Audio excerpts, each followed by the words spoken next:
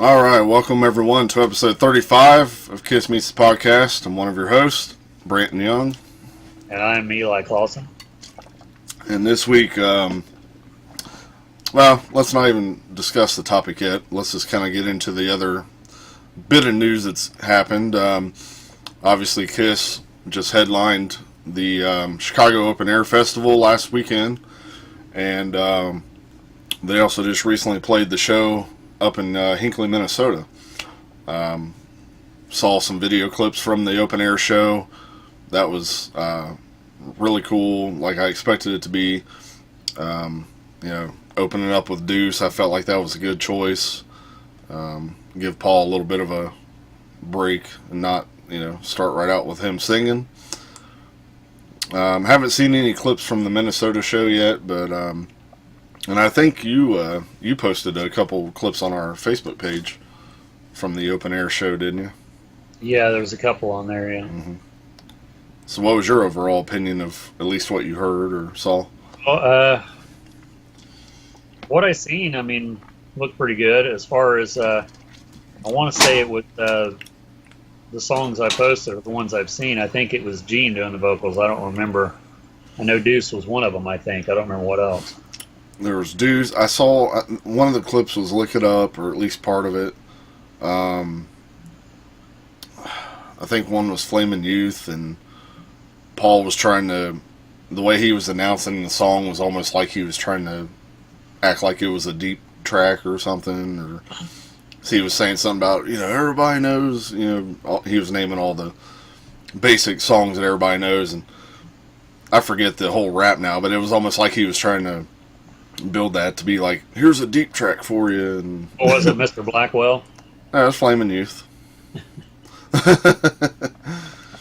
But other than that, I liked what I heard. I haven't seen too many clips of Paul to hear if there's any difference in his voice, which, I'm sure they're not. And at this point, it's kind of like, I'm just kind of learning to accept it. It is what it is. Yeah. No sense of... I've sort of had that mentality to try to accept all the bands that's from like the 70s and 80s at this point. Right. I've always been hung up with image. Mm-hmm. And if the band doesn't look like in my head what they used to look like back in the 80s, whatever, then that's always been a problem for me, which I know that doesn't keep the band from sounding good. But then now you got the element where a lot of these bands are getting older. So then their performance is not, doesn't match either. So that's like a double thing for me. It's like, okay, they don't only look different, but they don't sound right. So, right. But I try to just overlook it. It's like, okay. And, I think Paul has even said this, if you want to hear what Kiss sounded like back in something year, go listen to the record. So. Yeah, true. I agree. And yeah, that's one of my biggest things is you hear these guys play live and they sing it so different from the way it sounds on the album, and it's just like, come on. Like, even Robert Plant, like, even in the 70s, like, in the prime of Led Zeppelin, the way he would sing that stuff live, it was just kind of like, come on, man. Yeah. But, it's almost not familiar with their own material. Yeah. Either they don't care or they don't know. I don't know which. And, not that everybody does that. I mean, hell, Ozzy still pretty much sounds the exact same, and, there's guys out there that can still do it. Steven Tyler, for the most part, he pretty much still sounds the same. But yeah, some of them guys, they just either lose, the pitch, or they just get up there and lazily sing it, or spend half the song with the mic out, letting the crowd sing it. I noticed, and I don't know if this is a New Jersey thing or not, because, Bon Jovi's from New Jersey, and so is Bruce Springsteen, and I know that they're similar in some ways. I'm not saying that they're the same band at all. But, Bon Jovi would change their songs up live. As the years went on, they changed them more and more and more. I don't know if that was to suit John's vocal, or if it was just because they were tired of playing them the way, we used to play them like that, but we're not that band anymore. We're going to play them like country style or whatever. And they were one of the bands that would drive me nuts the most like that, because, I'd hear them do Living on a Prayer, and then the way I'm like, stop playing the damn song. Like, you are just ruining it. Like, it is nowhere near the same feel and the the goosebumps that the album version gives me. It's like, stop this. Yeah, I would like Kill the to. power, Phil. I might do this. I'm looking at John Bon Jovi right over there on the cover of Circus magazine, but he's watching me. Playgirl. But after we're done recording, I might go to YouTube and look up an old concert of, say, Bon Jovi, and see what they sounded like live back then. Because I know that there for a while he was singing too much, and he was about to lose his voice on, like, say, Slippery When Wet when they were touring a lot. And he had to go through, he had a vocal coach to learn how to sing from here instead of his throat. And I don't think Paul Stanley's ever done that. So that might be that issue, with Paul. But, and that might be why John Bon Jovi sings different now. I mean, I don't know. Yeah, I mean, it could be a number of those things, or, again, like you were saying, switching up the tuning just to help his voice. And, I understand, you get older, not everybody can still hit the kind of notes that they used to be able to hit. Yeah, there's the lucky few out there where some of them can, but the majority, yeah, they all lose that, so the songs start being played in a different tuning. Kiss is doing that. I noticed on back when Kiss did the reunion, they were talking about this on, I think, the Second Coming home video, where Ace and Peter had to go back and say, no, the song doesn't go like that, it goes like this. See, they remembered it from when they played it, and Paul and Gene's been playing it the whole time and just strayed away from the original. Gene had said that. We strayed away from the original idea. A song you think like the back of your hand, turns out to be a lot more complicated, and you have to go back and listen to the tapes to play it like as close as you can to get the original vibe, is what he said. Well, also, Ace said, though, that, Tommy had to teach him some of his own solos and stuff to relearn at the time. I don't know what that's like. I've never had that big of a catalog of songs, or I haven't been playing those songs for a number of years like they have, to know what it would be like to start forgetting your own parts. But I don't know. It's probably, I'm sure it's irritating in a way, but... Well, my thing is, when it comes to somebody like, I don't know, someone that's in a real famous band that has sold millions of records for quite a few years, okay, so the band breaks up, whatever, you get away from it. But it seems like if you were that into it then, you would just continue and not let it go. There wouldn't be all this gap of years to where, now I know, like Ace, for example, he had a drug issue and alcohol and stuff, so that took a little bit of that, to straighten himself out, whatever he needed to do. But generally, you'd think that would almost be second nature. And I'm not a guitar player, so I don't know.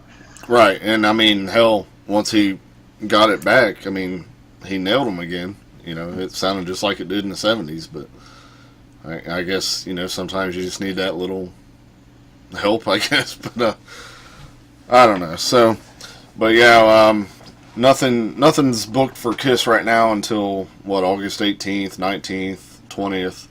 The 18th and 19th are up in Canada, and then the 20th they're back in Illinois, in Aurora, about an hour outside of Chicago. So who knows, maybe by then might get a wild hair up my ass and try to go to that show or something, but would be interesting.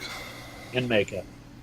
And something I was thinking about the other day when I was watching those clips from the Chicago Open Air Festival. That's another sort of like a bucket list thing with Kiss I'd like to experience. Is I've never seen Kiss on one of those big festival stages, and with that amount of people at the show, and like I feel like that would be a whole nother experience in itself. Like, it would just feel that much crazier, and I'd like to experience them on that level, hopefully at some point. I mean, again, the whole thing of how much longer they'll be around, but at some point I hope I can do that. Well, I had read recently about, I don't know if you'd consider it a review of the Open Air Festival, but something to the effect of, someone was complaining about, oh, well, they're old and they're not like they used to be, or like such and such band or so and so. But then all of the headlining bands that were there that day that Kiss played, which I think was it Friday, Mm-hmm. that they were standing alongside the stage watching Kiss. It doesn't matter that, yeah, they're old, yeah, they don't do this or that, or they're not, like they were in, I hate to keep comparing them to the 70s or even the 80s for that matter. But, these bands that were influenced by Kiss, whether they sound like Kiss or look like Kiss or not, they appreciate what they are. And I try to do that myself, like we were saying with the vocal issues and the looks of certain bands. I just try to appreciate, okay, unfortunately, time isn't treat all of us is the same. So, I read that and it was sort of like, that's cool. Right, and again, it just comes down to, I'm just glad that Kiss is still around regardless, because it could have ended in the 80s. It could have really ended when they did the farewell tour. So, really, it comes down to that. I'm glad they're still around, whatever form it is. It's not like we've only had one other form of Kiss over the years. So, I sincerely thought at the farewell tour, I took it for what it was. I just thought, okay, well, it's the four original guys now, and this is it. And I don't know if they believed that 100%. It seemed like they did, but I think the closer it got to the end, the more they realized that didn't have to be the end. Well, they sure sold it off as legit if you watch that little press conference or whatever it was on VH1. And but really, they knew it wasn't really the end. It was just the end of Ace and Peter, pretty much, even though it still took a couple more years for them to be gone again. But and when I watched that last Kiss special, I want to say it had to have been before I went and saw them in person on that tour. But I remember watching that show, and at the end of it, with what Paul says, like, I'm sitting there damn near getting emotional watching it, because I'm thinking the same thing, like, man, this is it, and it's the last time he's gonna say that, and all this shit. Yeah, because I watched a lot of shows from the farewell tour, not just the two that I went to, but a lot of them online or whatever. Mm-hmm. And he had, how he does similar raps on the same tour. He'll have similar things he says. Yeah. But he would say that, and to me, it seemed like he was emotional when he said it. Right. It seemed like he really meant what he said. He wasn't just saying it to be saying it, And I really do think originally, at least Paul, or maybe Paul and Gene, or maybe all of them, they really thought that this was going to be it. Maybe at first, but I think they realized real quick that it's like, oh, well, we're tired of Ace and Peter. Let's just keep going and get some other guys, whatever. I still think they knew from the start it was just a way to get Ace and Peter out, because it was everything was shit by then, and it was probably more like tricking Ace and Peter into thinking that it was it, and getting them to pretty much, sign their release or whatever out of the contract, whatever happened. But and again, it's not like as soon as that tour was over, they were immediately gone, because obviously Ace stuck around at least another year or two. Peter, he was kind of back and forth until, 03 or something like that, 04. But ultimately, the four of them together, that was the end of that, because obviously it wasn't the original four, even if it was Ace or Peter, because there was still somebody different each time. Well, I've always wondered, and I know some of it's contractual, but if they were that disappointed with Ace and Peter, which I'm sure they were, why would they even mess with trying to keep one or two of them in and out of the band? Like they were for a few years. They were just back and forth. Money and promoters, and they had, like, say for Japan, they had the agreement with the promoters that it was going to be all four guys. Things fell apart with Peter. They had promises that it was going to be all four guys to be able to pack the house or sell so many tickets and to make so much money. And I still think they were able to achieve that, even with Eric. But well, I think that's probably the reason that they decided to put Eric in the Catman makeup in the first place Mm-hmm. is to, and I don't want to use the word deceive, but I can think of another word. It's like, for example, when you heard them talk about, I think it's on the commentary on one of the Kissologies, when they did the Lick It Up tour, it's right before they took the makeup off. They had already booked a lot of concerts, and I think it was Portugal was the first one that they did without makeup, and the fans didn't know that they weren't going to have makeup on. They were even promoted in the posters with makeup.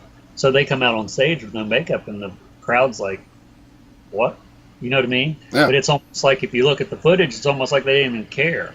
Right. And yeah, I remember seeing him on that tour with Aerosmith, and I didn't know who was going to be playing. I didn't know if it was going to be Ace or even Peter, for that matter. And then they start, and I'm like, oh, well, that's Peter. And then I'm looking, and I'm like, at first thinking I think that's Ace. Stupid telemarketers.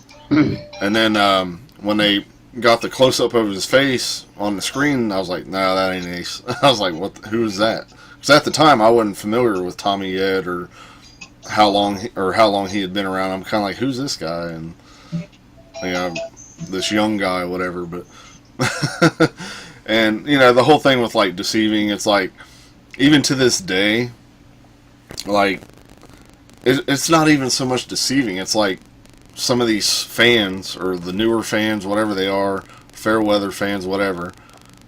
It's like, if they would just take the time to do the research of the band, they would realize that those aren't Ace. That's not Ace and Peter up there. Like, some people seem to think that those four guys, just because you see those characters, are the same ones that were all through the years.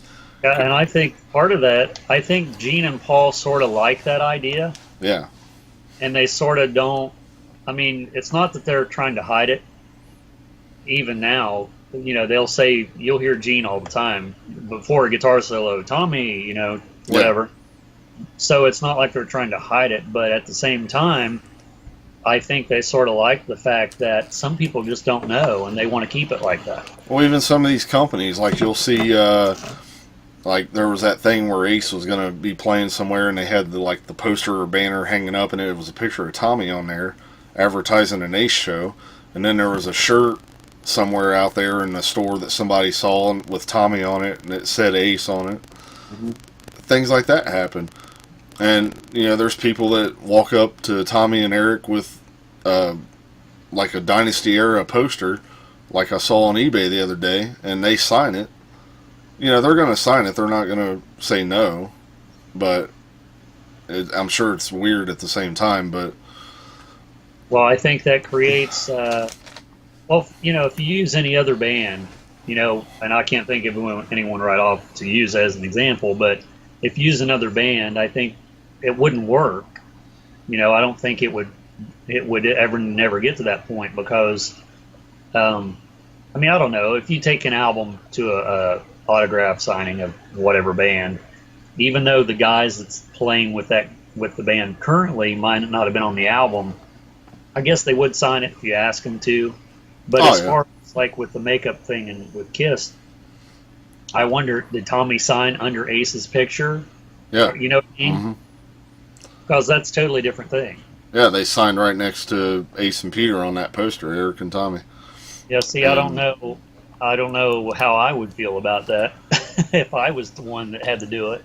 I'm sure it's weird, but again, they're not going to say no, and and the reason being is they're not going to want that fan to sit there and feel or look stupid, because they may be that fan that may have just recently got into Kiss a month ago before that show or something, right? And they don't necessarily know. So, for them to walk up being all excited and happy to meet them, and then for them to be like, that's not me, that'd be kind of dickish in a way. And again, that would really hurt that fan, in front of all them people. There's other fans that just they wouldn't care. I mean, I don't mean, they just don't care who's playing what. It's like, because they're going by the image. It's like, it's Kiss, and Paul and Gene has sort of sold that idea to a certain extent. That's why that they're wearing that makeup from those characters, because they're under the impression that it has to be those four iconic And I agree, it is iconic. And I understand people associate Kiss with that more than, say, with the Vinnie Vincent out, the makeup or whatever. But at the same time, you could probably put someone in a different character and a Paul and Jean's in the picture and they're all dressed, like Kiss sort of is expected to look like, people would still say, oh, that's Kiss. Yeah. Because a lot of people think if it's black and white makeup, I dressed up like a lead singer of a black metal band one Halloween, and people at work thought I was a member of Kiss. It's like, it wasn't the makeup at all, but because it was black and white and I had long hair, and they just, oh, it's Kiss. So it's sort of that kind of thing too. Yeah, I mean, there's people that didn't even know about Eric Carr. Like, I'm at the Halloween shop trying to look for something for costume, and she's trying to convince me that this Catman costume would be what I would need, and who's this guy? And he's a cat too, wasn't he? No, he's a fox. Like, hello. But, and, I almost wonder too if maybe Eric and Tommy were told, like, if someone brings that up, you're not looking at it as that's Ace and Peter. It's the Spaceman and Catman, which is what you guys are. And again, it comes into that whole thing of, oh, it's just the character, not who the person is. And sometimes I wonder if it's something like that as well. I mean, part of me almost wants to try that myself just to see what would happen, and ask them while I'm doing it too. Like, why are you signing this? And right. Or, and as far as I know, I've never seen anyone walk up to Ace or Peter with something with Tommy and Eric and have them sign it. I'm sure that probably does not happen. Now, for all I know, if someone has tried that didn't know better, or maybe they were just trying to be funny, maybe Ace and Peter would probably say no, because that's a little different situation. Yeah, and I also think that it would be not impossible, but a lot less likely to happen, because most of the people that's going to an Ace or Peter, whether it be a show or to get autographs, they're the hardcore fans. They're the ones that knows the history of the band, and they would be the ones that are least likely for that to ever happen, because they're going specifically because they know that's Ace Frehley. Exactly. Or whatever. Exactly. I mean, that's what I would like to think, but at the same time, that's what I would like to think when you're going to meet Kiss, to have them sign something. Right. Or even, say if at the expo, say if it's Tommy that's there, or, I'm sure there was people walking up to him at the expo with stuff with Ace and on it. Oh, I'm sure. If I had really looked and paid attention, now that I think about it, but well, something else, like at the Kiss Expo, they're not in makeup and costume, so right. If they're not a Kiss fan, how do they even distinguish who each guy is? Oh, that's Paul Stanley. No, it ain't. It's Tommy Thayer. Well, who's Tommy Thayer? You know what I mean? Yeah. Because they're not in costumes. Some people just associate Kiss with that. Even now, I mean, of course, back in the '70s, you didn't have a comparison, but it's so complicated now. There might be people that just refer to him as that's the Spaceman, and don't really know him by name. Who knows? I'm sure there is, and I don't know. It's just it's crazy in this where we're at in this day and age to know that we've kind of talked about it before. It's like, got to try not to come off like a snobby Kiss fan, but because there are the new fans out there, and that's great. Don't get me wrong. It's like keeping that thing going. And well, I think Kiss is probably the only band, or at least one of the few, that would have that kind of thing to even happen. Exactly. Because go back to the Rock Hall of Fame thing. That's exactly why, because of the makeup issue. But at the same time, it's like when people are getting that kind of stuff signed and then thrown in on eBay for the kind of money they're trying to get, and in all honesty, they devalued it by having the wrong people sign it. Right. And those type of posters, as being vintage too, would have probably been worth a lot more by themselves than what they are with those wrong signatures on them now. Well, it'd be just like them taking a copy of Monster and having Peter Criss sign it. Like you said, he's not going to do that. From the things I've heard about, and I don't know about Ace, but I don't think Peter would do that. He knows enough to know I didn't play on that. Yeah, I'm and, not. yeah, and Peter would definitely be the one that'd be like, I'm not signing this. you know, but I don't care if it was a stage played Tommy Thayer guitar or even an Ace guitar. But then if Tommy were to sign it, it's not going to be worth nearly anything now with that wrong signature on it. Regardless of whether it was stage played by Ace or what, or vice versa. Well, I think another reason too, if you want to add even more to that, when it comes to, and there's nothing against Tommy Thayer, nothing against Eric Singer, because that's, I love the current lineup. I've said that numerous times. Yes. But I think because, say, Tommy's guitars and even Gene and Paul to this point, their stuff has been mass produced. Mm-hmm. As far as replicas that people could just buy. Back in the 70s, even the 80s probably, you didn't have replicas that you could just go out and buy of an Ace Frehley this or that. So that would automatically be worth more because there's a lot less of them and it's a lot more authentic that it was an Ace guitar. Oh yeah, especially if it was like a stage played guitar from the 70s or whatever, yeah. But then they didn't start mass producing Ace guitars until after the reunion happened. Right. Gibson reissued re-released all them or whatever, and same with the Paul guitars and all that stuff, and the Gene basses, and Eric has signature snares out now, and of course sticks and all that stuff. But so I don't know. Let's get into the topic then. We're already a half hour in, so. And the topic is. All right, so. We have a suggestion for a topic by a listener. Yes, this week it's a completely different subject or type of topic idea.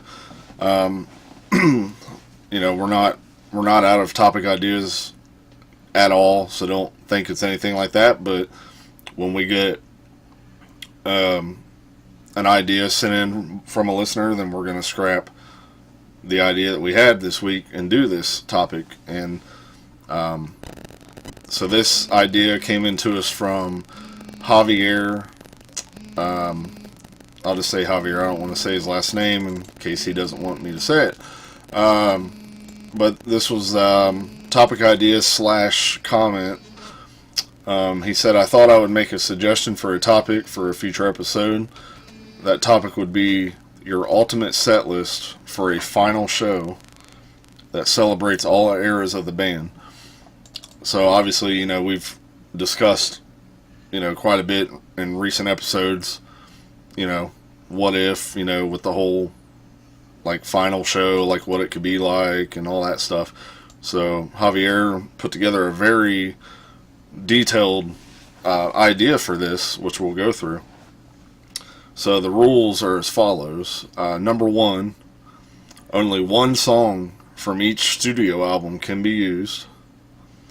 Number 2, one song from each solo LP, one song from side 4 of Alive 2, one new song from Killers, and one new song from Smashes, Thrashes, and Hits must also be used. So then number 3, since this is a fantasy set list, any grudges between past and current members are wiped clean, since every living member, past and current, will represent their era. Number 4, since Eric Carr and Mark St. John are no longer with us, holograms of them will be used to represent their eras. Number 5, the set list follows the band's history, so after a song from Creatures of the Night is played, an intermission follows so makeup can be taken off and the rest of the show is non-makeup. Now I'm going to switch that up a little bit because if we're following, the whole history, I'm going to say, what would it be after something off of a Carnival of Souls, there would be another small intermission so they could put the makeup back on, from so on and so forth, Psycho Circus, all that stuff. Can you imagine, though, the actual band members going through that? They probably would want to do that for one night only because it would be a lot, but at the same time, it's like I can almost picture this happening in a way, but probably I would not. see it. So number 5, or no, I'm sorry, number 6, no solos, which means, the drum solos, guitar solos, but the blood spitting and fire breathing is allowed. And then number 7, this is your fantasy set list, so if you'd rather put in a deep cut instead of a song that tire kickers would know, feel free to do so. Then he says, I hope that you will consider this topic. If not, it's totally cool, because either way, I will continue to watch every episode you put out there. Thanks for taking the time to read this, and keep up with the great job you are doing. Thank you very much, Javier. So here it is. We're doing your topic, man. We appreciate it. This is going to be fun. So, you want to start? All right, so we're starting with number 1 at the very beginning, the first album, right? Yeah, you're starting chronological order, but you're also including side 4 of Alive 2, the solo albums, Killers, and Smashes, Thrashes, and Hits. Okay. And of course, my brain always goes in 2 different directions. Part of me, and we sort of had a little bit of this on one of those episodes we did. I don't remember what it was, where, I think, okay, well, is it the Kiss fans that I want to appeal to with this fantasy set list, or is it the people that are just like diehard fans? The casual fan as the diehard fan, people that don't know Kiss as people that really want certain songs that you're never going to hear them do, and this is your last chance, maybe. Exactly.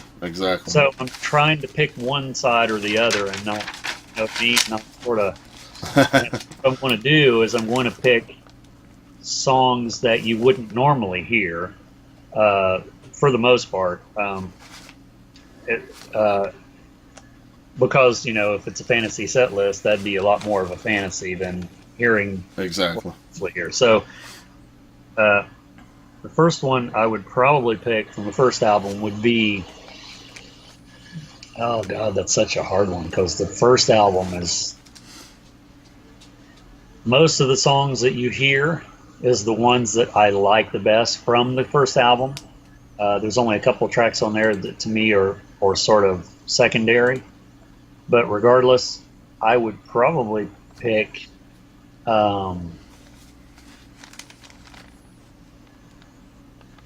trying to think. There's probably Let Me Know would be the one that you probably wouldn't hear otherwise. So I don't know if they've ever done that one live. I know they used to do it live years ago, but I don't think it was called Let Me Know. I think it was just instrumental, wasn't it? Or like a part of another song they played as Acrobat or something. No, that was Love Theme from Kiss. They used to do Let Me Know back, in the earlier days, and before anybody knew who they were. And I'm thinking they may have brought it back like at one point, but yeah, it was mostly the early days. So that's interesting. Good show opener. Let Me Know. It'd be different. I'm trying to see that in my head, but it'd be nice to see it in real life. I could picture that as the intro of the song, and the drums are coming down during that, and and then the end of that song is a great rocking piece. So I think that's a good idea. I like that. First song for me off the first album, I know it's a basic, but I got to go with Deuce, man. It's probably my favorite show opener they've ever done. So that's what they're doing now, right? Yeah. I mean, it's perfect. I mean, Detroit Rock City's a good one and all, but something about Deuce. I would say Deuce if I was trying to be a normal Kiss fan, but I'm trying to be abnormal. All right, so then second song off of Hotter Than Hell. Well, let's see. You have the track listing in front of you? Because I always get Hotter Than Hell and Dress to Kill. I get those tracks mixed up sometimes, or what's on what. Well, Hotter Than Hell, you got to choose, Parasite, Going Blind, Hotter Than Hell, Let Me Go Rock and Roll, All the Way, Watching You, Mainline, Coming Home and Strange Ways. I would probably say Strange Ways, just because you never hear it. Yeah, that's cool. I was going to say Watching You, but they did do that on the reunion a lot. So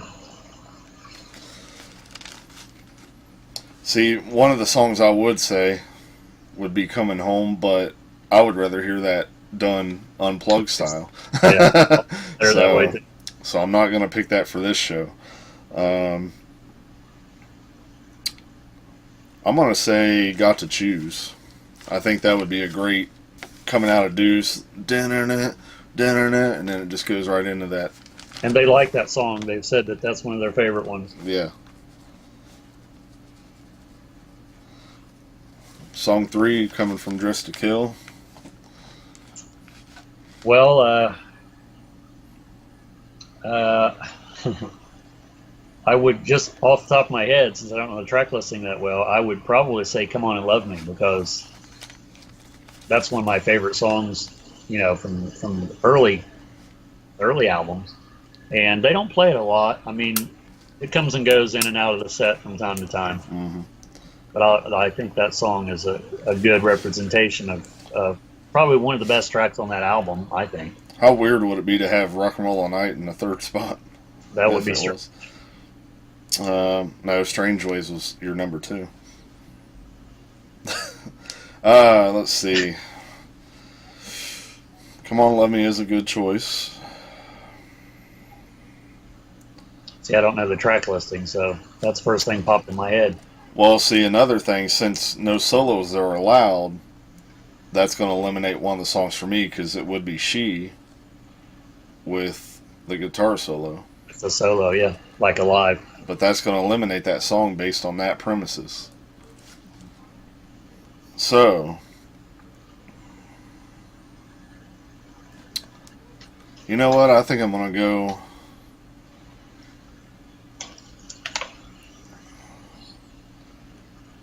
Yeah, we'll give Paul 2 songs, and we'll say Room Service. So what we got, the first with Let Me Know, they both do vocals, right? It's mostly Gene, and then Paul just doing some backups and stuff. So we have a Gene song for an opener, and then Peter. The second one, or for what was your opener? Yours was Deuce. So Deuce. and then the second one is for both of us is a Paul song. No, Strange Ways is Peter. Strange Ways is Peter, which would be very unusual. And then both of our third one is a Paul song. So now we jump up to Destroyer.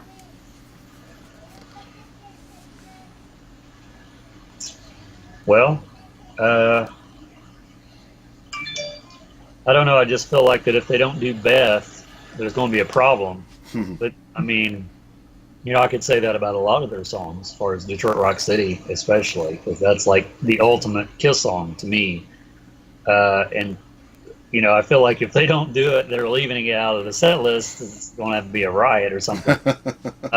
But you could argue that about a lot of songs. I don't know, to stay on the same track that I'm trying to stick to, which is not easy, to do the obscure, the deep tracks, whatever. I don't know. I mean, the lesser known tracks on Destroyer is not really ones that I care much for. As you know what I mean? I've said before that I don't think Destroyer is a consistent album. It's not consistent like, say, Rock and Roll Over or something, to me. And I don't feel like there's very many unknown songs on Destroyer, really, to be honest. Not really unknown. Maybe just like maybe 2 at the most. Yeah, I would probably. Well, let's see. We're what, number 4? Yeah. 4 into it. This is a lot harder than I thought it was going to be. Man, how about King of the Nighttime World? Because you don't hear that one much, and I never get tired of that song. Yeah. It's not something that not as expected as, say, Detroit Rock City, I guess. Very true. It's just the thing with the opening when they do it live. Regardless, I mean, I know this is fantasy, so we can make everything run really smoothly. And I know when they were doing it on the reunion tour, I guess it was, they had a lot of the issues there in the beginning with that extended, intro. Ace had some problems trying to get that to extend, like it's supposed to before they could actually go into the song. Of course, this being fantasy, that's not going to happen. Right. So number 4, off a Destroyer for me. I'm gonna have to say Sweet Pain. You definitely don't hear that song. No. Now, is that with the original solo or the alternate solo? Well, I guess it's gonna have to be with the original, which is the Ace solo Right. that was cut out, but he would be playing that solo. Which is on, what's that on, the Resurrected one, or what is Yeah. that a bonus track, wasn't it? Yeah, they added. I can't remember if it's the whole song or just the solo section, but yeah, it's on the Resurrected. Song 5, Rock and Roll Over.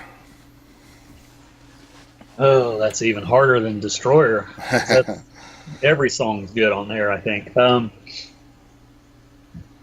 Well, probably another one that I don't know if they've done this live. It seemed like they were promoting it for a while, but I'm not sure if it was even an official single, but Love 'Em and Leave 'Em. Isn't that on there? Yes, very good. I love the song. I love the solo, the lyrics, the video that they had at the time. So that would be a really good one. See, this one might be the hardest for me because there's so many songs on Rock and Roll Over that I just love. But Yeah, oh man, it's hard to choose. because between the Gene and Paul songs, especially too, I mean, Yeah, I'm trying not to overthink it because I could be here all day just debating one album to try to like rock and roll over. It's a million choices on what, 8 songs? you know, again, it might be kind of basic, but I gotta go with Ladies Room, man. I just love that song, and Well, you don't hear that one much either. yeah, I wish they would bring it back. And When's the last time they did that one live, I wonder? Probably, good question. I'm not really sure, but I would say it was back on that tour. As far as an official live regular song in the set list, they probably did it on the Unplugged tour a little bit, but probably not, a whole song. I don't know. I'm speculating, of course. Yeah, that's true. I'm not sure. Maybe like early '80s, like during Unmasked tour, may have been like one of the last. I'm not sure really. That's a good question. Yeah, I don't know. All right, so song 6 off of Love Gun. That's another one that's really, I know. those albums back to back is like 2 of the best albums from the '70s. Consistent albums. Love Gun is one that I had as a kid and played it all the time. Well, my normal reaction would just be take Love Gun off of there, but I don't want to do that because it's too obvious. My God, probably Almost Human. Oh yeah, see that was Because, and I know they've done that a little bit here recently, and amazingly, I would like to hear it on an official concert. yes. Which they do that on the they didn't do that on the first show from the first tour after the cruise, right? Did they do that on there? Because I know they were still doing the same set list that first night of that first show after the cruise. They were still doing the songs from Creatures of the Night. Did they do Almost Human on there? I don't remember now. Did Paul? Because Gene was doing Radioactive, and Paul did Wouldn't You Like to Know Me from his solo album, and then they did, I think, 4 songs from Creatures of the Night on the cruise. Right. They were doing those 4 songs. When did they do Almost Human? Was that the cruise before, or was that cruise? I don't remember now. See, I can't remember now either. It may have been the tour before, the cruise before. I'll have to look that up again now. That's probably the first time they've done the song, the whole entire song. Well, that was a good choice because that was probably going to be mine because I've ranted and raved about that song, through other lists and things that we've done. But I want to make each of our sets as different as I can, so because I'm definitely going to go back and listen to these sets, obviously after we're done. Yeah, I definitely need to write down mine once we're done if I can remember it. So again, with the premises of no solos, that's going to eliminate "Shock Me," which might have been my choice. And that song live without the solo is sort of, which they've done that before with Tommy. They have done it that way. Yeah, but see, it's almost like you're getting ripped off. But this is going to be with Ace, so right. You can't do it with Ace without a solo. So right. Well, see, I even feel that way with Tommy. I think that if they're going to do the song live, they should do it the way Ace had, the way he did it with the solo. But whatever. Now, part of me wants to say Christine 16 because again, I love that too. But I picked Ladies Room for that purpose for Rock and Roll Over, so I'm gonna go something different. See, I don't like the way they do Christine 16 live. I don't think it sounds nearly as good as the studio version. I'm gonna go with Hooligan. Give Peter a song there. Good, very good song. I love that song. Yep. I was almost gonna say Tomorrow in the Night, but then I was like, no, let's give Peter a song. Yeah, because otherwise he'll quit right in the middle of the concert. So song 7, they'd have to put a new character in there, and they don't want to do that. Well, song 7, then this is going to be side 4 of Alive 2.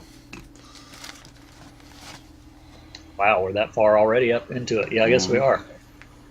Oh God, that's a hard one just from 4 songs. At least 3 out of the 4.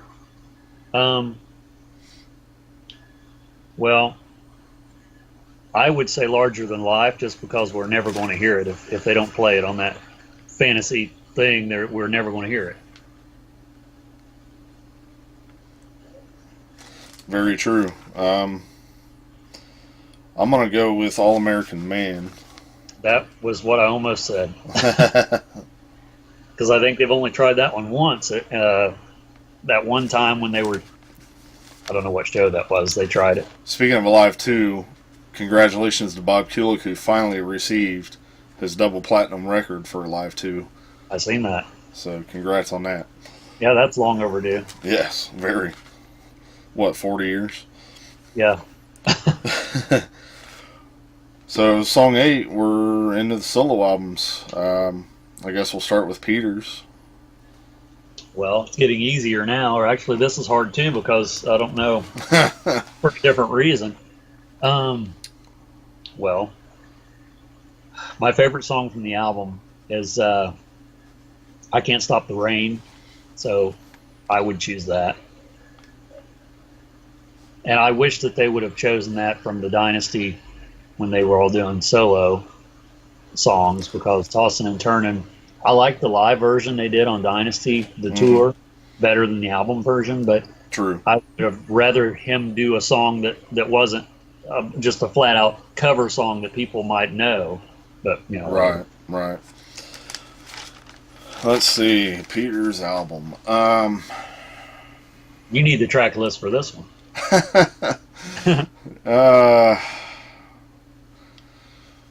Couple going through my head. I don't want to slow the whole set down too much with one of his really, slow ballads on there. I think I'm going to go with That's the Kind of Sugar Papa Likes. That's probably what, mid-tempo, sort of. Yeah. So did he do 2 songs back to back there, Hooligan and? No, I had All American Man in the middle of that. He'd be happy with that. You've got 3 Gene songs in a row. Wow. Before the Peter song.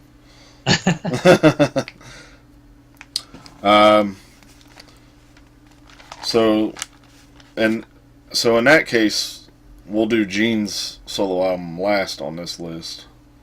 So let's do Ace's now. Ace is going to have a song in this set no matter what. Yeah. Well, I'm not going to pick the obvious one. I'm going to go with Speeding Back to My Baby, probably. That's probably one of my favorite tracks. And you're not going to hear any of those on a Kiss set list anyway, so you can pick pretty much any of those at this point. Yeah, I don't even think you hear it on a Ace set list these days either. No, I don't think he does that song. I think the one I'm going to go with, because this has kind of been, it's kind of been the song I've been playing more recently when I listen to the Ace album, is Ozone. Now, is that with the pot influence or without the pot influence? Yeah, we'll just leave it up to Ace, how he feels that night. Alright, so Paul's album. That's like asking Rock and Roll Over for me, because that's like one of my favorite out of the solo albums. I've said that before too, because I like every song on it.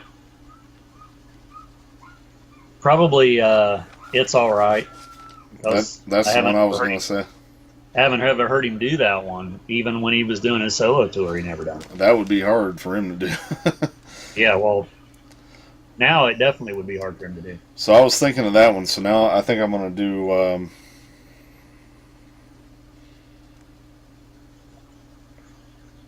think I'll do Tonight You Belong to Me. Well, my second choice would have been Love in Chains if I was going to go with a second choice, but. See, I was thinking Move On, but I'm like, well, they did that on the Dynasty tour, and it's not exactly my favorite track on the album either. And then, of course, his ballads on there, but I don't want to have the show dragging too much. I wanted to try to keep it. That could be a whole nother topic.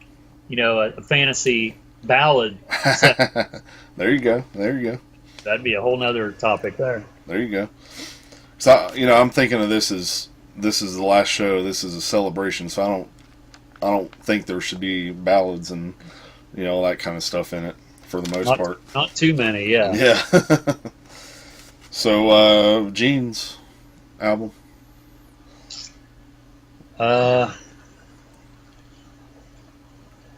Well, that's sort of a tough one too. If you say what I think you're going to say, then I know what I'm going to go with then. Well, if we can have special guests come on, I would like for Cher to do the intro and have him do "Living in Sin." Ooh. Where she does the talk on the phone. I guess that's not the intro. That's the middle section of the song. That's her voice on. Definitely not what I thought you were going to say, but... I'm drawing a blur on the track list, so that's part of the reason why I just picked what I could think of. I'm going to go with Man of a Thousand Faces.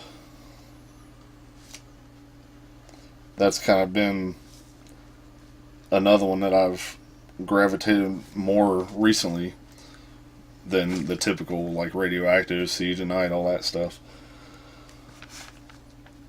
This next one is going to be hard for me, too, I think. Dynasty. Yeah, that's a hard one. See, I hate to, like I said before, I hate to leave off, songs that were well-known, and especially songs that were like the obvious song from this album was a hit in how many different countries. Right. But we're not really basing it on that in realistic terms, so... I would probably pick, I hate to do another Gene song, but probably Charisma. See because that. it's like one of the best songs that they've ever done. If I could give a top 10 list of best Kiss songs, definitely be on. That was going to be mine. So, in that case, you know what, since this is... Since this will pretty much be the last appearance, at least singing wise, for Peter, I'm gonna do "Dirty Living."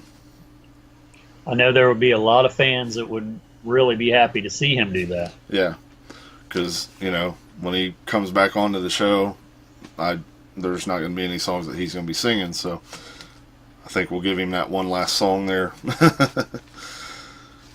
Unmasked, song number 13. Oh God. Well, to be fair, I think I'll pick an Ace song, one that probably he's never done. I don't know. I know he's never done it with Kiss. Torpedo Girl. There you go. Because it's such a classic, ridiculous Ace song. I have to hear him do that live. I mean, I'm gonna go with an Ace song too. Two Sides of the Coin. that's another great one. Mm-hmm. Sure. And has he ever done that one? I don't believe so. Like solo or anything? I don't think he has, and I don't know why. Awkward. Yeah. All right. Music from the Elder, song number 14. Oh boy. This is getting into the real territories. Like, okay, you do one song, you have to do the whole album.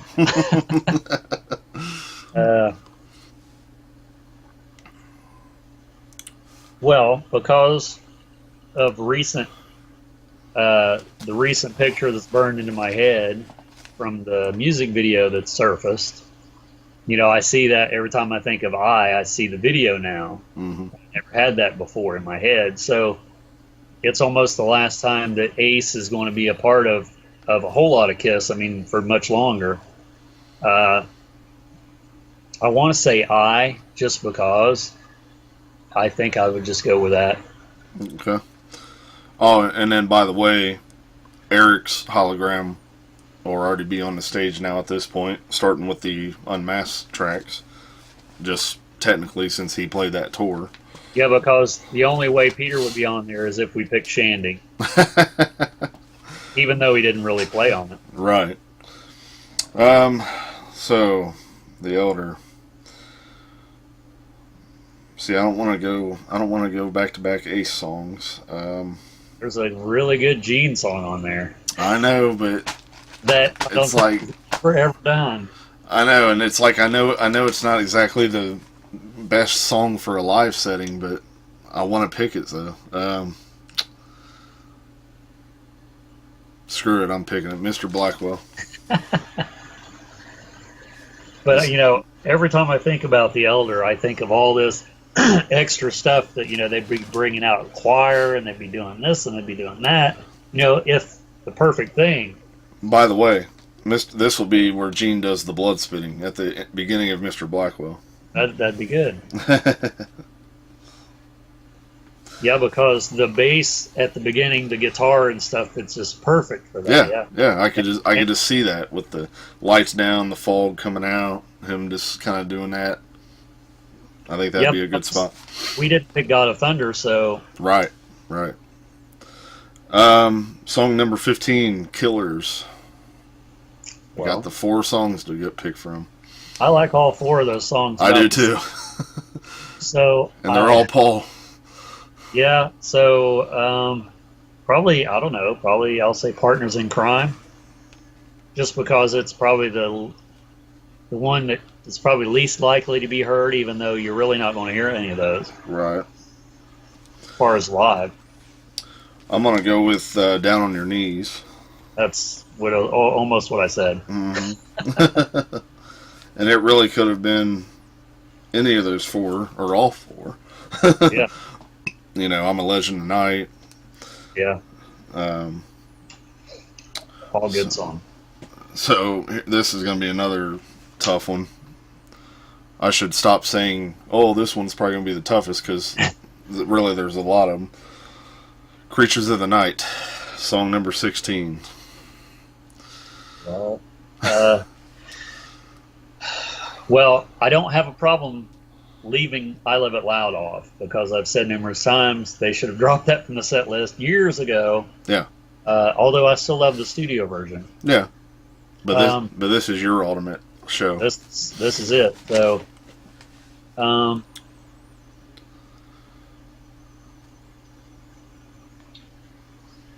I'll just say I don't want to throw another ballad in, so I'm not going to do that because there's only one ballad on the album, Yeah. and I don't want to say the ones that they're currently doing that they have done numerous times. Like I said, so that I'll probably have to do Saint and Sinner. Okay. I'm glad you Because picked that because that helped me a little bit. they're never going to do that one in real life. Because I was really torn between that and one other one at least. So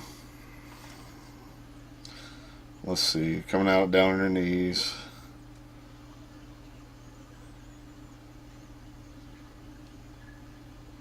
I'm gonna go. I'm gonna go Rock and Roll Hell.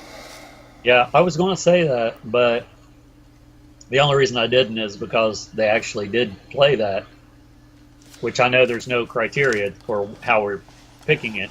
Yeah, But but they didn't other play it that than often back in the day. no, no, I don't think did they ever play it on the Creatures tour originally? Yeah, they did. There's audio. There's audio on that uh, collection I gave you. I just listened to it the other day. All right, this lick it up. Wow, fantasy. Well, I would probably probably say all hell's breaking loose. Good one. Because I hate the video. Well, I can't say hate, but the video is not my favorite. But the song, I've always loved the song. Oh yeah. I've got to go with Fits Like a Glove. I just can't get enough of that song right now. I love it. Um, And they haven't done that one for a long time. yeah, they probably never will. Animalize, was it Animalize or well, no, they did it after Animalize, I think, didn't they, for a while? I think they did it up through like the Crazy Nice tour may have been the last time, Yeah. but yeah, I mean, I'm just like I just can't get enough of that track anymore.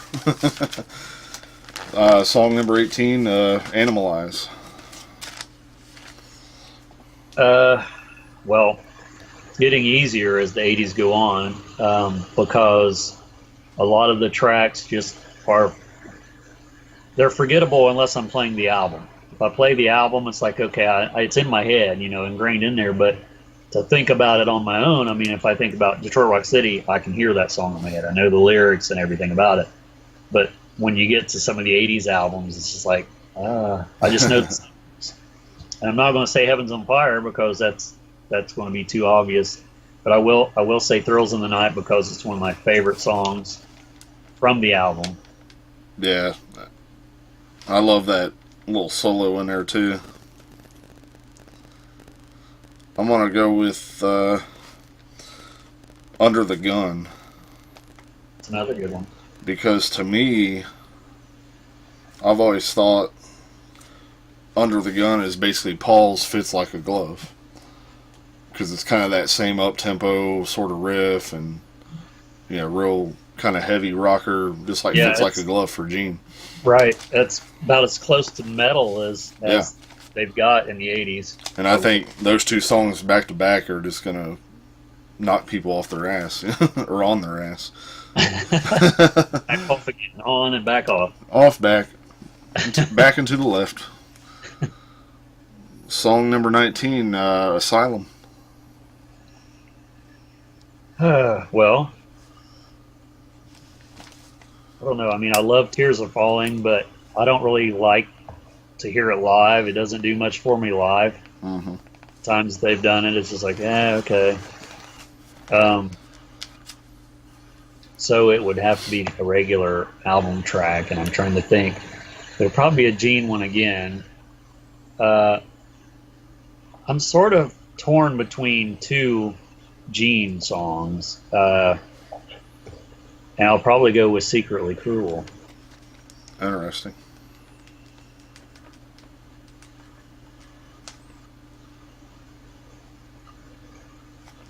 even though they're not going to have the makeup on at this point, I think he could do that song with makeup and really it would, it would fit. This one, I know we're still like 2 songs from the end of Eric Carr's appearance, but I wanted to do this one kind of as. I forgot to mention too that Mark St. John would be on the last album as a hologram, right? Oh yeah, very true. Animal, at least. Just that one.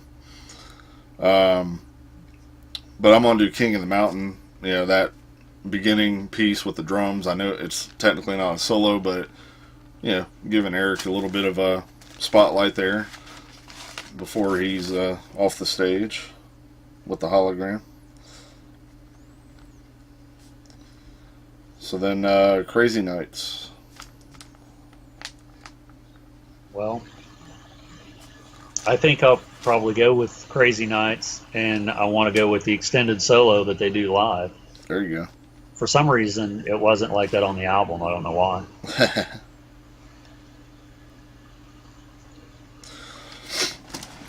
This will probably be the closest thing to a ballad I'll have on my set, and it's still not too necessarily that slowed down, but Reason to Live. I haven't done that one in a long time. Mm-hmm. So song 21, or we're at Hot in the Shade. Well, I know when they were doing Hide Your Heart a couple tours back, I was glad that they was doing a song that they don't normally do, but I don't feel like the live setting really did anything for the song. Right. Normally I would have picked that one, but considering they've already done it and I didn't care for the version live, I'll have to pick. See, I don't really like a lot of the songs on Hot and Shade. I'll probably just go with Forever. I hate to keep choosing ballads, but that was probably their biggest hit. I don't know. This is '89, not really the '90s, but right. Probably their biggest hit that they had around that time. Let's see.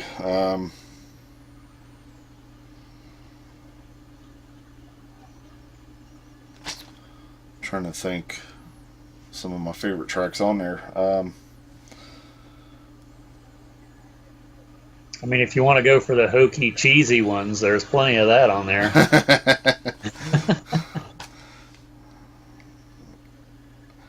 Well, then, like, just because how much I hate the music video, I don't want to pick Rise to It. Just because of the video. Even though that has nothing to do with it. But yeah, the video could have been so much different than what it turned out to be. How about Love is like a slap in the face? I'm going to go with Street Giveth and the Street Taketh Away. I've always liked that. Yeah, it's, I have to be in the mood to listen to Hot in the Shade, but if I'm in that mood, I can listen to it, and, it's cheesy and ridiculous as some of the lyrics are, and then, of course, the production on top of that, it's just like, it's Kiss, so. I don't know, it's just one of them, back when this first came out, I had the cassette, and I think I had the cassette single of, I want to say it was Forever, and it had Street Giveth, and I'd listen to that so much that I just started liking that song, and I always kind of have. It's just one of them that stuck with me for whatever reason. So now we're at Revenge, track 22. Now this is a little more complicated. Yeah. There's a lot of good tracks on this one. Well, I'm not going to choose a Gene song this time, which would have almost been my first choice because it's such a great song. I'm talking about Spit, of course. I'm not going to choose that one. I think they did attempt that on the Unplugged or something, I remember. I think so, yeah. But, So it'll be a Paul song. He has a lot of good ones, Yeah. but I think probably Take It Off is Yeah. one to pick because it's. I love the melody of the song and the verses, the way he sings the verses, and of course the lyrics are quite explicit. Jump inside my car. Finish it. I don't think I've ever heard that song. Jump inside my car, hit the local titty bar. That's far. I'm gonna go with Domino.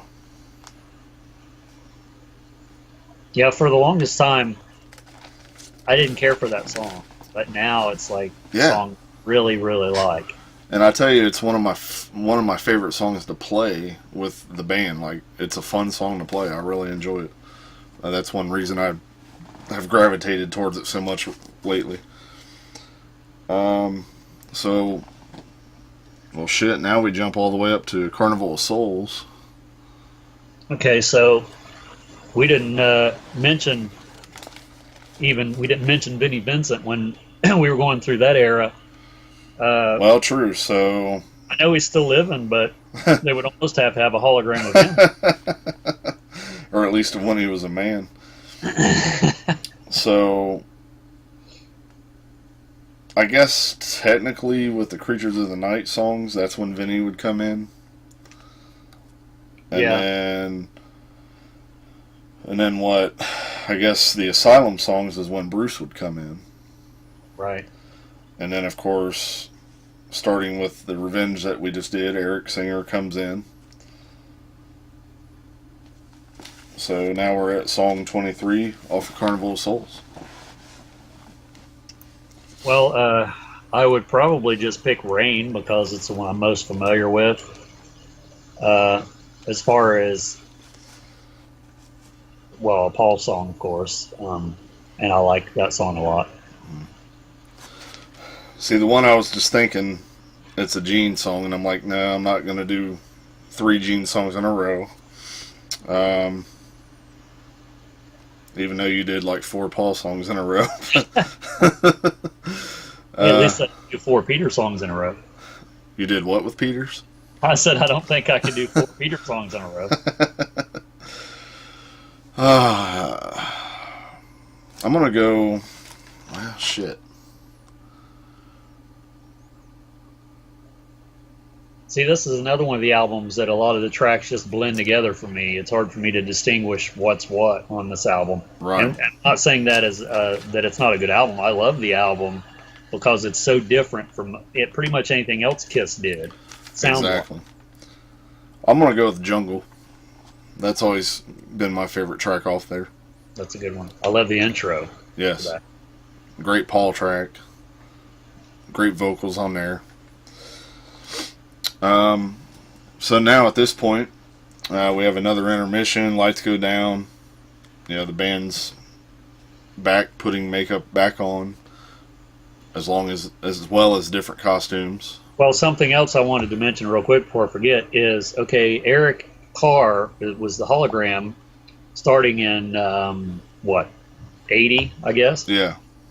So then they take the makeup off in 83. He's still a hologram without makeup. True. Up through, Hot in the Shade? Yeah. Mm-hmm. And then Eric Singer joins just to catch up. Okay, because I don't think we... So there's actually 2 Eric Carr holograms, technically. Yeah, so I'm thinking after Creatures, you'd have seen the hologram sort of... Like morph. Like, yeah, either morph or he gets up and walks away and then it comes back and he's... I don't know.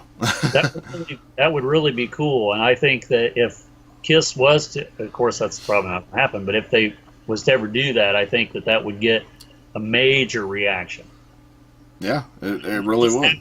There in hologram form and makeup, but to leave and come back without makeup as a hologram, I think that would really be a highlight of the whole thing. I mean, people are going crazy just watching the shows now, and when they're showing that video clip of during Do You Love Me, and when it gets to where it shows Eric, people go crazy over that, taking pictures and everything. So if they did something like that with a hologram, that'd be insane. Yeah, that'd be cool. So again, we're at the intermission. Lights are down. They're back there putting makeup back on, changing to the costumes for Psycho Circus. Obviously, Ace and Peter are back on stage with them now, and we come back with a song from Psycho Circus, song number 24. Well, it would almost seem logical to pick Psycho Circus as the next song, but I don't want to do that just because it's almost too obvious. And I was thinking that too, and they never done this live, but it would have the album intro playing, because I could just picture the lights being down, and then you hear that intro playing, right? And then all of a sudden, I think that would be a hell of a way. But I think that, well, what I'm going to do, what I'd like to do, but I don't know if it's probably breaking the rules, is I was going to say It's My Life, but that's not on the album. Because they all do vocals on it. Right. And like I said before, we both don't know. It's like, why wasn't it on the album just based on that alone in the first place? Right. Well, except for Peter. Yeah. So I'll have to choose an album track, to be fair. I think I want to pick You Wanted the Best, You Got the Best. Just because it goes along with the theme of what they're doing. I was going to pick Raise Your Glasses just because I really love that song, but it doesn't sort of fit with all four. The guys back in makeup, here we go. Because right at this point, there is no, since this is a fantasy concert, we're not going in chronological order of the actual tours in reality, like the reunion tour, then Psycho Circus tour, like that. We're going by the albums of the songs. So it's totally different things. So you can start with Psycho Circus as this is the starting point. Right. Visually with the four guys. Right, and I could see that working well live with the album intro, not the way they always do it live. But I'm going to give Ace his one last spotlight and go Into the Void. Because again, that could still be kind of cool, like lights are down and all of a sudden, without any warning, you just hear that little guitar slide to kick the song in. And he can do that without a solo, I think. Oh yeah. And there they are, back. Ace and Peter's back, and they're wearing the Psycho Circus, suits and all that. All of a sudden, I'm just picturing things. Hey, it could work. I don't know if it's 2017, but it could work. So I guess we're into the last two songs. We jump up to Sonic Boom. Well, let's see. A part of me wants to say, okay, well, everybody has to have a song, So, do I want to go that route and give Tommy and Eric a song? Or do I want it to just be a visual, here they are playing what they're playing, the character they're playing? Or does it matter? Are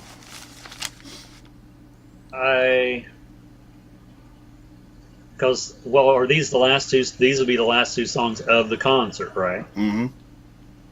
See, that adds to it even more.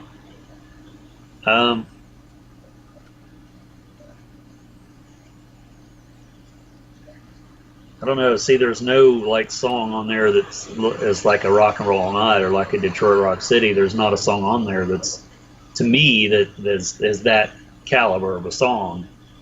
Modern Day Delilah was probably the closest thing, and to end the show with any song on Sonic Boom or next to the last song on Sonic Boom is sort of going to be odd. But I'll just give a song to Tommy. Have him do, what's the Eric song on this album? Oh, Is it All for the Love of Rock and Roll? Yeah. Yeah. Okay, well, I'll give that one to Eric because I like that song a lot better than the Tommy song on this album. And just to give him a shot at vocals, to be fair. Right. I'm gonna go.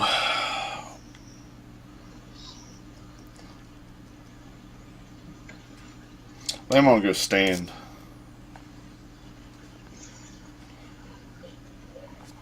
And if I could sort of have it my way, this would be kind of like everybody comes out for that song, and they're all singing it together, even the holograms. I could see that. And so, in a way, like this could sort of be the end of the show, and then the next song could be sort of the encore, if you will. Right. So, song 26, Monster. That's really hard because there's a lot of reasons why it's hard to pick the last song, and it's you're picking it from their most recent album, that's really an odd thing. Well, you would think in all rightness that they should end shows with something from the newest album, right? But the way things are laid out, that's not the way it works. Well, they don't really promote those last two albums. Like, yeah. It's like they're almost like they don't even care about that stuff. They threw them away, and it's just all about the old stuff, which is fine, but still. Yeah, it's fine, but yeah, it's odd that they would do that. Well, I'll just give Tommy a song. I don't think that'd be. It's not my way I'd like to end the concert, but to be fair, to give him a song because it's his only chance to have one towards the end there, based on the albums. So, Out of This World. Out of This World.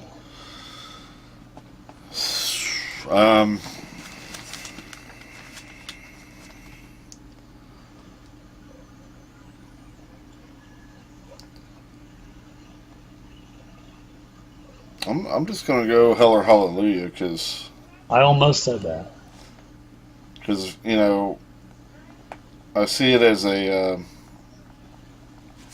fairly good ending to the show, but also, if you kind of listen to the lyrics, to me it would sort of go along with the whole thing. Is this is it. This is the last, last hurrah or whatever. Well, and I think that to add to it, the song that's playing after the concert stops can be Rock and Roll All Night. Yeah, true. And I sort of get my cake and eat it too that way. So you're saying just like over the PA? Yeah, like they do with God Gave Rock and Roll to You, just have it be Rock and Roll All Night instead. Okay. And it can be the live version, why not? Well, in that case, because I had this in mind myself, so the thing I'll have play over the PA is Star Spangled Banner. That'd be good too, yeah. From Alive 3. Yeah, that'd be good. I think that'd be a hell of a ending. So I thought you were going to say War Pigs or something. War Pigs. That was going to be Boys Are Gonna Rock. There you go. Have Vinnie Vincent Invasion come out on stage as the headliner. Just the opening act and Vinnie Vincent Invasion. Oh my God, could you imagine that? And that's all holograms, of course. So man, 26 song set list, that would definitely be a killer show. Yeah, with every member of Kiss, past, present, in hologram form, makeup, non-makeup. Maybe even future. Maybe they would announce the Kiss 2.0 guys at the end of the show or something, introduce them. That would be the perfect time to do that. Yes. Who knows?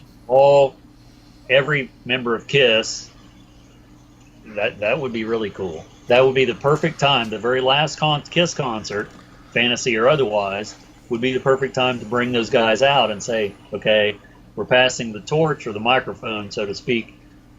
I think that'd be great. I'd love to see that. I could damn near picture this stuff happening in my head like a movie, and it's like, who knows? We'll see what happens. But well, I wonder if there's enough video footage that we could well, I can't because I don't know how to edit anything.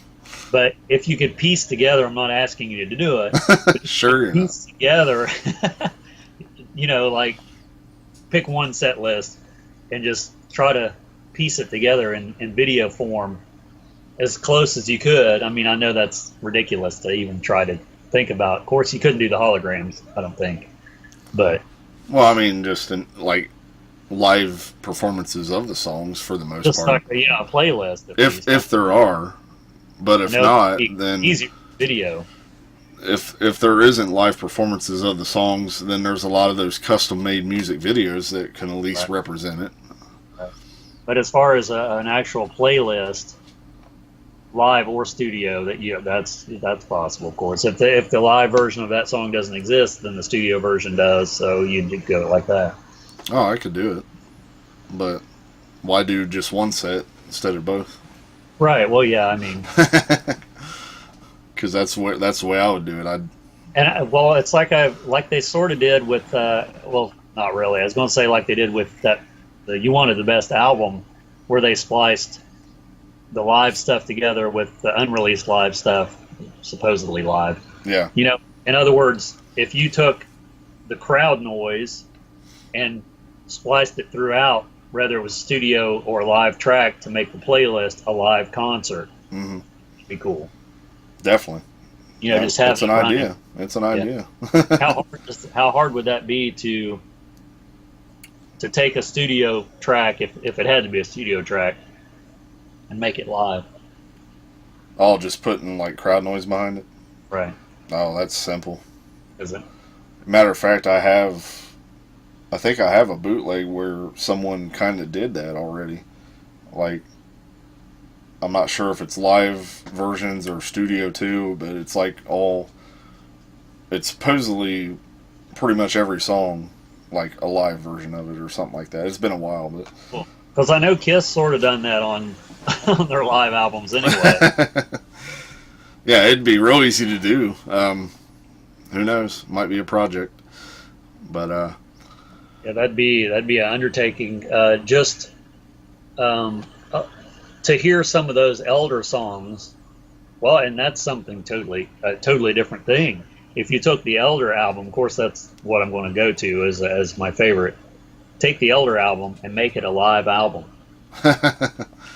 or just use the live versions from the Fridays.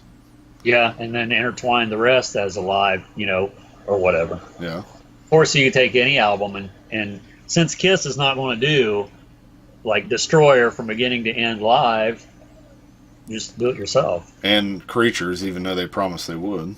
Right.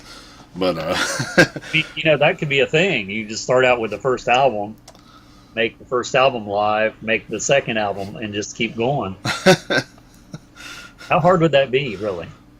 Simple. Just throw a audience soundtrack over. Would you try to? And I don't know if this is possible. The live crowds from, say, Alive. Mm-hmm. Can you isolate that as a separate track and you can't use that because it's already been. If I had the multi tracks, yeah, but. But I mean, that's the only way you can do it technically. Right. To do it that way, yeah. Just the reason I'm saying that is just because it's already on a Kiss album, so it's technically Kiss material. But they probably did the same thing. They just got generic crowd noise and added it in. Yeah. Well, I think Eddie Kramer said that he just took a lot of the best crowd noises and whistles and stuff from Kiss concerts that they had and just doubled it or something like that. Well, I want to say thanks again to Javier for supplying us with this topic. It was awesome. It was fun to do. Yeah, it made a lot of stuff run through my head. Yeah. That we're really never going to see otherwise. Yeah, thanks for giving us a headache. And no, it was awesome. It was very detailed. I appreciate you taking the time to come up with that. And and that's what we want. We want that kind of interaction with you guys. If anyone has topic ideas, don't hesitate, because we have no problem to drop whatever we were going to do originally to do your topic idea. We will shelve Carnival of Souls to do the reunion tour. And we have plenty of ideas on the back burner, so it's not going to hurt us to, drop one to do something that you guys submit. So that's what we want more of that kind of interaction. You're even welcome to come on the show to discuss your topic if you'd like at some point too. I mean, the ball's in your court. Right. Kiss ball. Kiss pinball. Yeah, the kiss pinball's in your court. All right. Well, I think we'll wrap this thing up then. If there's anything else you want to mention before we get out of here. But no, I just had a thought. Did they ever make their own balls? They might have. Like basketball, baseball, soccer ball, football. Did Kiss ever make their own? I'm not sure about that. That's like a thing they could have done for sure. I'm not too sure about that. Kiss bats, Kiss balls. Why would they make a football, though? They don't even know how to run a football team. Well, that's the thing, was the football that they were using. Was it a special Kiss football? Bet it said, at least said LA Kiss on it, I guarantee. Oh, I'm sure it did, yeah. I'm sure it did. I just wonder where all that merchandise they had made up, if it all got burned or where it's at now. Oh, it didn't even have like cheerleading outfits and everything. Oh yeah, you could buy the jerseys and shirt, all that stuff. It was ridiculous. So by the way, Javier, if you see this, I want you to leave in the comments. Let us know what your ultimate set list would be, and as well as everyone else. We want to hear everyone's different varieties. Facebook, YouTube, whatever. Leave the comments and spread this episode around. I'd like to get some input from other people. And and Jason, if you're watching. Jason. Mountainous. Jason. Mountainous. Lewis, Craig, Chad. You guys, if you have a set list.